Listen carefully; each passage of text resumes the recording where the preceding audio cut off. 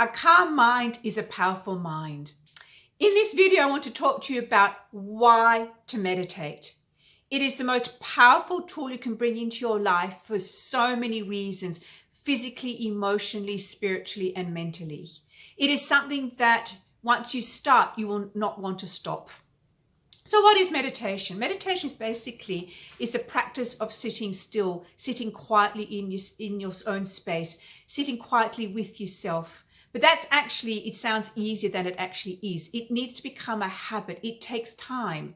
And even if you are a seasoned meditator, you can still find that you have moments of when you feel unsettled, you get out of habit, things get in the way. But meditation is a powerful tool to really become aware of who you are, to become aware of what it is, why you think the way you do, to make sense of life, to make sense of your experiences that you've had. So it's a very powerful thing to do, because what meditation does, it actually connects you with your inner soul. It connects you with your essence of being. It teaches you how to simply be with what is. Because when we are busy, our minds are fraught, we create stories, we get wound up, our bodies are all heightened, we run on adrenaline. And we actually don't pause to listen to ourselves. We don't pause to give ourselves time and think about, well, is this really true for me? What is happening here? Am I supporting myself? Am I supporting my body? Am I connected to my intuition? Because in this day and age where everything is about doing, striving, achieving, being linear, being logical, we actually forget that there's this other side to us where when we are still, we start connecting with that beautiful side that's creative, that helps us problem solve, which takes us into flow, which takes us into that beautiful, gentle, feminine side of us, which then actually creates a balance in our lives that is really most unexpected. And what it does is actually really supports you in a way different way than you actually ever expected. So when you keep going, you don't give yourself the time to listen what's happening around you, to listen to cues, to listen what people are saying, to listen to the tone of voice. Not only that, your own tone of voice, what's happening for you. When you get the practice of meditation into place, it really opens up these doors. And when it becomes a habit, it's something you actually look forward to. It becomes part of your everyday life. Now with meditation, you can do it in different ways. There's mindfulness, there's focusing on breath. You can do it through exercise. You can do it in so many different ways. And how I teach this is you find the way that suits you. And this is how I work with clients, because every person is different. Every person has a different history.